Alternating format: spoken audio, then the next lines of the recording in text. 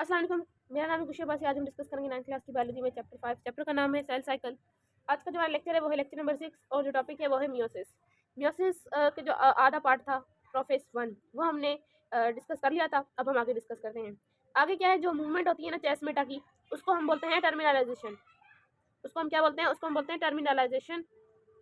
और उसके बाद डायकिनेसिस में ही क्रोमेटिड्स जो होते हैं ना वो रिमेन कंपैक्ट होते हैं आपस में आखिर तक, ठीक। उसके बाद मेटाफेज 1 आता है। उसमें क्या है कि जितने भी जो बायोवेलेंट होते हैं ये बीच में आ जाते हैं, सेल के बिल्कुल बीच में आ जाते हैं। और जो सेंट्रोमेयर है, सेंट्रोमेयर होता है हर क्रोमोसोम्स का, वहाँ से स्पिंडल फाइबर्स अटैच हो जाते हैं। फिर बाद में आता है एनाफेज 1। उस स्टेज में क्या होता है कि जो क्रोमोसोम्स होते हैं ना वो जैसे होमोलोगस पेयर है मींस बायोवेलेंट, उसमें क्या है हर मेंबर सेपरेट होना स्टार्ट हो जाएगा और मूव करेगा अपने अलग अलग डायरेक्शन में, ठीक है। कि जो स्पिंडल फाइबर्स होते हैं वो खींचना स्टार्ट करते हैं, ठीक। जैसे कि एक क्रोमोसोम ये है और एक क्रोमोसोम ये है, एक क्रोमोसोम ये है। तो यहाँ के स्पिंडल फाइबर्स यहाँ से खींचना स्टार्ट करेंगे, यहाँ के स्पिंडल फाइबर्स यहाँ से खींचना स्टार्ट करेंगे सेल्स में। तो ये एक दूसरे से अपोजिट होना स्टार्ट हो जाएंगे और खींचेंगे ये आपस में। उसके बाद क्या है द एक्चुअल रिडक्शन। अब यहाँ पर क्या है, जो नंबर ऑफ क्रोमोसोम होता है ना वो इधर ही हाफ हो जाता है, ठीक। यहीं पर रिडक्शन होती है क्योंकि ये आपस में अब यहाँ पर हाफ हो जाएंगे, हाफ इधर चले जाएंगे, हाफ इधर चले जाएंगे। यहीं पर क्रोमोसोम्स की रिडक्शन होती है। और दूसरा जो क्रॉसिंग ओवर होता है ना क्रोमेटिड्स का, मीन्स अब ये जो दो होमोलोगस क्रोमोसोम्स हैं अभी एक जैसे नहीं है। क्यों? क्योंकि पिछले वीडियो में डिस्कस किया था कि ये आपस में अपने कुछ करेक्टरिस्टिक या कुछ पार्ट्स आपस में एक दूसरे के साथ शेयर करते हैं, एक्सचेंज करते हैं, ठीक। क्रॉसिंग, जिसको हम क्रॉसिंग ओवर कह रहे थे, क्रॉसिंग ओवर होती है दोनों के बीच में, ठीक। अब ये मीन्स अब ये दोनों एक दूसरे के साथ एक जैसे नहीं है, ठीक, जेनेटिक टर्म्स के हिसाब से। उसके बाद आता है टेलोफेज। टेलोफेज के अंदर क्या होता है, जो न्यूक्लियर मेम्ब्रेन होती है ना, न्यूक्लियर मेम्ब्रेन वो वापस से बनना स्टार्ट हो जाती है दोनों के इर्द गिर्द, ठीक। और वापस क्या है, ये दोनों मतलब प्रॉपर अपनी अपनी जगह पर पहुंच जाते हैं अपोजिट डायरेक्शन में और फिर न्यूक्लियर मेम्ब्रेन बनना स्टार्ट होती है। और जो क्रोमोसोम्स होते हैं वो अनकॉइल हो जाते हैं। क्रोमोसोम्स जो होते हैं वो अनकॉइल हो जाते हैं वापस से। जो न्यूक्लियोलस होता है वापस अपेयर हो जाता है, रिपेयर होता है, मतलब वापस आ जाता है। और जो दो डॉटर सेल होते हैं वो बन जाते हैं। मीन्स अब यहाँ तक जो न्यूक्लियस हैं दो आपस में बन गए। तो अब क्या है कि साइटोकाइनेसिस होगी, मीन्स अब साइटोप्लाज्म को डिवाइड होना है। जैसे अब क्या करें, साइटोप्लाज्म डिवाइड होना स्टार्ट होगा, ठीक। उसके बाद क्या है, टू डॉटर सेल की फॉर्मेशन हो जाएगी। साइटोप्लाज्म कैसे डिवाइड होता है, साइटोप्लाज्म कंस्ट्रक्शन के हिसाब से इस तरह से डिवाइड होता है, ठीक है। ये कीड़ा एक कीड़ा, यहाँ से साइटोप्लाज्म डिवाइड होगा और ये एक वक्त वो आएगा कि यहाँ से कट के ये दो सेल बन जाएंगे। ये दोनों आपस में फ्यूज हो जाएंगे, अलग अलग होकर ये दो सेल बनेंगे। तो यहाँ पर टू डॉटर सेल की फॉर्मेशन फिलहाल हो गई है। अब जो ये इसके अंदर जो पहला जो स्ट्रक्चर मिला हुआ है इसके अंदर जो है ना वो क्रोमोसोम्स जो हैं वो होमोलोगस क्रोमोसोम्स हैं, मीन्स होमोलोगस स्ट्रक्चर है।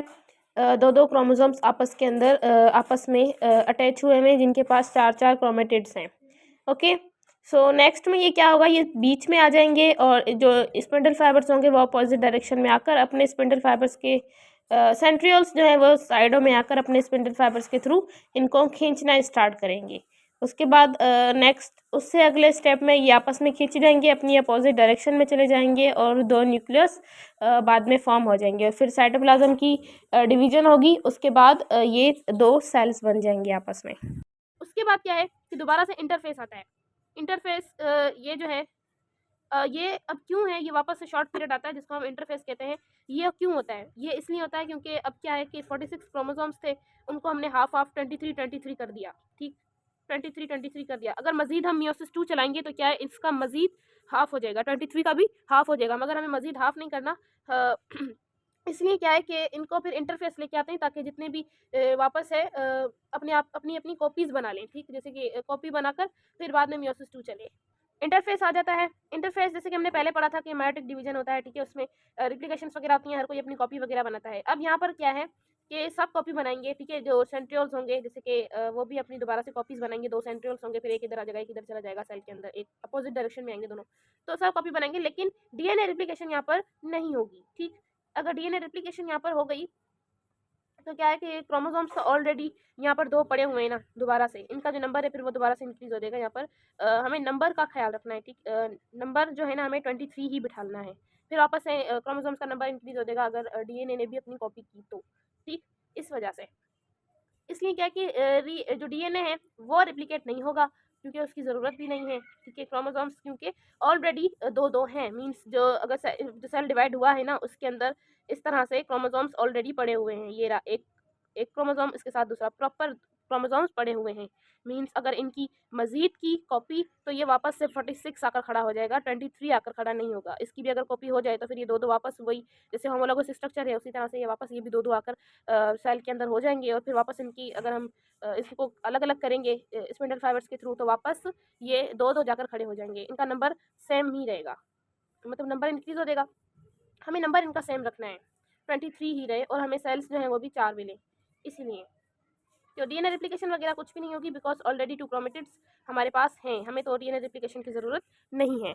उसके बाद आता है सेकंड माइटोटिक डिवीजन, जिसको हम मियोसिस 2 भी बोलते हैं। इसके अंदर क्या है कि जो मियोसिस ये जो डिवीजन होती है ना, इसमें डिवाइड होकर हमें 4 मतलब हेप्लॉइड सेल्स मिलते हैं। मीन्स 4 डॉटर सेल हमें मिलेंगे। जो 2 सेल थे वो आपस में मज़ीद डिवाइड होकर हमें 4 सेल्स बना कर देंगे। ठीक, ड्यूरिंग मियोसिस 1 हमें 2 मिले थे, इस तरह से कुछ। अब क्या है कि मियोसिस 2 में हमें ये भी 2 बनाएगा, ये भी 2 बनाएगा, तो हमें 4 सेल्स मिल जाएंगे। ठीक, हैप्लॉइड सेल्स इनको हम बोलेंगे, जिनका नंबर 23 होगा। क्रोमोसोम नंबर ऑफ क्रोमोसोम्स 23 होंगे। अब इसको हमने मजीद डिवाइड किया हुआ है। इनके अंदर क्या क्या शामिल हैं, इसके अंदर एक प्रोफेस है, मेटाफेस है, एनाफेस है और टेलोफेस है। अब जैसे कि मियोसिस 2 चल रहा है तो इनके आगे भी हम प्रोफेस 2, मेटाफेस 2, एनाफेस 2 एंड टेलोफेस 2। ये बहुत ही ईजी है ये वाला फेस। मियोसिस 2 जो है वो बहुत ईजी है। इसके अंदर क्या है, प्रोफेस भी बिल्कुल छोटा सा है। प्रोफेस के अंदर क्या है कि जो स्पिंडल फाइबर्स होती हैं वो बनती हैं, न्यूक्लियर मेम्ब्रेन जो होती है और जो न्यूक्लियोलस होता है ये आपस में डिसअपेयर हो जाते हैं। ठीक है, न्यूक्लियोलस गायब हो जाएगा और न्यूक्लियर मेम्ब्रेन डिसअपेयर हो जाएगी। जैसे कि हमने पीछे पढ़ा था, ये स्पिंडल फाइबर्स बन गए। ठीक, ये न्यूक्लियर मेम्ब्रेन जो है ये डिसअपेयर होना स्टार्ट हो जाएगी। ठीक, और ये सेंट्रियोल्स आपस में बन जाएंगे और जो न्यूक्लियोलस होगा वो हमारा गायब हो जाएगा। अब मेटाफेज 2 है। मेटाफेज 2 के अंदर क्या होगा, जो क्रोमोसोम्स होते हैं ना वो अटैच होते हैं हाफ स्पिंडल फाइबर्स से। मीन्स जो हमारे स्पिंडल फाइबर्स जो हैं उनसे क्रोमोसोम्स या स्पिंडल फाइबर्स क्रोमोसोम्स के साथ अटैच हो जाएंगे एट सेंट्रोमेयर से। और क्या है कि सारे इकट्ठे हो जाएंगे बीच में। ठीक है, मेटाफेज में बीच में सारे अरेंज हो जाएंगे। और जो each chromosomes attach with separate fibres spindle, मतलब हर जो सारे क्रोमोसोम्स होंगे वो अटैच हो जाएंगे स्पिंडल फाइबर्स के साथ। ठीक, बाद में है एनाफेज। एनाफेज के अंदर क्या होता है, spindle fibres attach to centromere shorten and chromatids of chromosomes are pulled away from in other. ये आपस में खींचना स्टार्ट हो जाएंगे। इनकी मूवमेंट जो है वो कंटिन्यू रहेगी अंटिल जब तक ये प्रॉपर अपनी अपोजिट डायरेक्शन में आ नहीं जाते, अपनी अपनी अलग अलग डायरेक्शन में आ नहीं जाते। उसके बाद है टेलोफेस। टेलोफेस के अंदर क्या होता है, जो स्पिंडल फाइबर्स होते हैं ना वो खींच लेते हैं प्रॉपर कंप्लीटली सारे क्रोमोसोम्स को, और जो क्रोमोसोम्स होते हैं वो अनकॉइल होना स्टार्ट हो जाते हैं। ठीक है, अब क्या है, अब यहाँ पर जब ये खींच जाएंगे तो जो न्यूक्लियर मेम्ब्रेन होती है वो वापस से बनना स्टार्ट हो जाती है। ठीक, अब यहाँ पर कैरियोकाइनेसिस खत्म हो जाता है, न्यूक्लियर मेम्ब्रेन वापस से बनना स्टार्ट हो जाएगी, जो न्यूक्लियोलस होगा वो वापस आ जाएगा। और फिर क्या है कि साइटोप्लाज्म की डिवीजन होगी। जब साइटोप्लाज्म की डिवीजन हो जाएगी तो हमारे पास 4 हैप्लॉइड सेल्स हमें मिल जाएंगे। अब क्या है, इंटरफेस के बाद ये जो हमें क्या है, जो सेंट्रियोल्स होते हैं ना वो अपनी कॉपी बना लेते हैं और वो दोबारा से उसी होमोलॉगस पेयर के सेंट्रोमेयर से ये अटैच हो जाते हैं और दोबारा से इनको अपनी तरफ से खींचना शुरू करेंगे। पहले ये खींचकर दोनों को बीच में लेकर आएंगे दोबारा से और वापस इनको खींचना स्टार्ट करेंगे। जब ये अपोजिट डायरेक्शन में चले जाएंगे फिर ये दोनों जो सेल्स थे दो, ये अपने अपने दो सेल्स और बना लेंगे। फिर इस तरह से हमें 4 सेल्स मिल जाएंगे हैप्लॉइड सेल्स। मींस इनका जो नंबर ऑफ क्रोमोसोम्स होगा वो 23 होगा। अब यहाँ पर एक सवाल कर रहा है कि what happens in absence of meiosis, कि क्या हो अगर मियोसिस ना हो। जो in the absence of meiosis number of chromosomes would have been doubled giving a rise and abnormal growth. कि क्या है, अगर मियोसिस ना हो तो नंबर ऑफ क्रोमोसोम्स क्या है वो डबल हो जाएगा। मींस अब क्या होता है कि मेल का जो होता है वो स्पर्म होता है, वहाँ से जो हमें क्रोमोसोम्स मिलते हैं वो मिलते हैं 40 मतलब यहाँ से जो आते हैं प्रॉपर इसके पास है 46। एक नॉर्मल इंसान के अंदर ये मेल हो या फीमेल उसके पास होते हैं 46 क्रोमोसोम्स होते हैं। मेल के पास से जो हमें आते हैं वो स्पर्म आता है और उसके अंदर जो क्रोमोसोम्स आते हैं वो आते हैं 23। उसके बाद है फीमेल के अंदर ओव्यूम होता है। ओव्यूम से आते हैं, इसके पास भी 46 क्रोमोसोम्स होते हैं, इसके पास होता है ओव्यूम। अब ओव्यूम से जो क्रोमोसोम्स आएगा वो भी 23 आते हैं। तो 23 और 23 आपस में मिलकर क्या है 46 बनाते हैं। अगर मियोसिस प्रोसेस ना हो, means number of chromosomes half divide ना हो, तो फिर क्या है कि ये मियोसिस प्रोसेस ना हो तो और नंबर ऑफ क्रोमोसोम्स जो है वो हाफ ना हो, तो क्या है कि 46 यहाँ से आएगा, 46 यहाँ से आएगा, 46 मिलके ये आपस में 92 बना लेंगे। ठीक, 92 बन जाएगा। तो जब 92 बनेगा it's mean number of chromosomes double हो जाएगा। तो फिर क्या होगा कि एबनॉर्मल ग्रोथ होगी। ठीक, और स्पीशीज़ के अंदर जो उसके कैरेक्टरिस्टिक हैं वहाँ पर चेंजेस आएंगी बहुत सारी, और हो सकता है कि डेथ भी हो जाए अगर मियोसिस प्रोसेस ना हो तो। उसके बाद है सिग्निफिकेंस ऑफ मियोसिस, जैसे कि हमने सिग्निफिकेंस ऑफ माइटोसिस पढ़े थे, इसी तरह सिग्निफिकेंस ऑफ मियोसिस भी है। इसके अंदर क्या है कि मियोसिस कंटेन क्रोमोसोम्स। अब क्या होता है कि मियोसिस जो पास जो क्रोमोसोम्स होते हैं ना, वो क्या है, जनरेशन टू जनरेशन पास होते हैं। इसके अंदर क्या है कि ये रिड्यूस हुए होते हैं हैप्लॉइड, मतलब नंबर इनका हाफ हुआ होता है, ठीक, और ये गैमेट्स वगैरह बनाते हैं। During fertilisation the haploid number of chromosomes restored.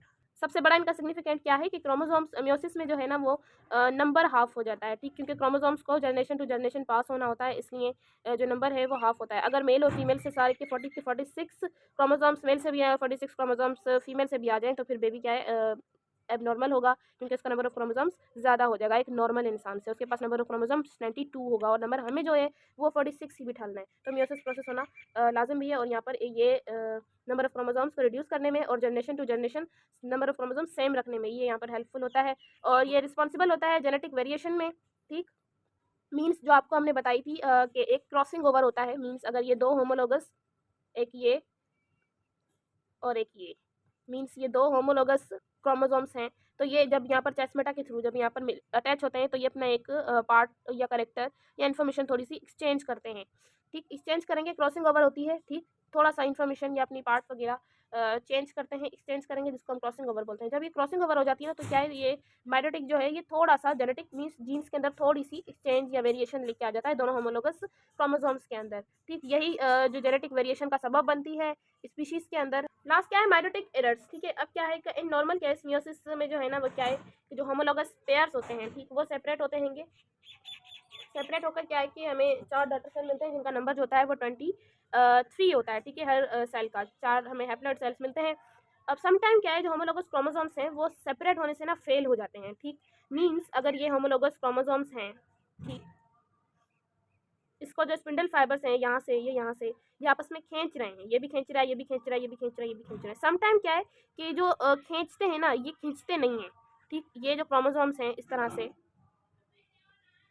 ये जो क्रोमोसोम्स होंगे ना ये खींचेंगे नहीं, ये दोनों एक साथ हो जाएंगे और ये वाला जो सेल है ना ये तो खाली ही रह जाएगा कुछ इस तरह से।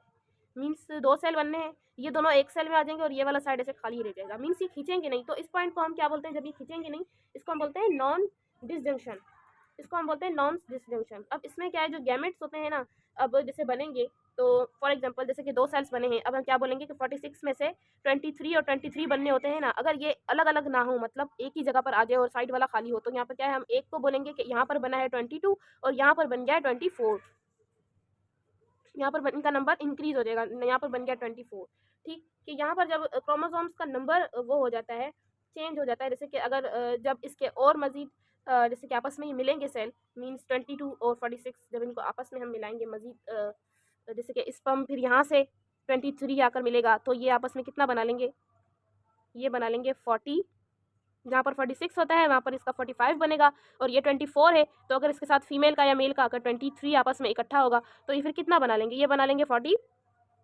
46 से 47, मीन्स इनका नंबर कम हो जाएगा। और जब क्रोमोसोम्स के नंबर कम होते हैं या नंबर ज़्यादा हो जाते हैं तो क्या है एबनॉर्मलिटीज़ हो जाती हैं, ठीक। नंबर ऑफ क्रोमोसोम्स अगर ऊपर नीचे हो जाएं या कम हो जाएं ज़्यादा हो जाएं तो एबनॉर्मलिटीज़ गैमेट्स के अंदर एबनॉर्मलिटीज़ हो जाती है, बेबी जो पैदा होगा वो एबनॉर्मल पैदा होता है, ठीक। मतलब ज़्यादातर जो आपने नॉर्मली बच्चे देखे होंगे जिनको मेंटली ठीक नहीं होते हैं, वैसे तो स्पेशल बच्चे होते हैं बहुत ज़्यादा ठीक होते हैं, स्पेशल बच्चे होते हैं कुछ जिनको मेंटली थोड़ा सा ठीक नहीं होते हैं, उनको जो ये सब कुछ होता है या फिर प्रॉब्लम है ये नंबर ऑफ़ क्रोमोसोम्स की वजह से होता है। अब यहाँ पर हमारा चैप्टर होता है इंशाल्लाह मिलेंगे चैप्टर 6 में।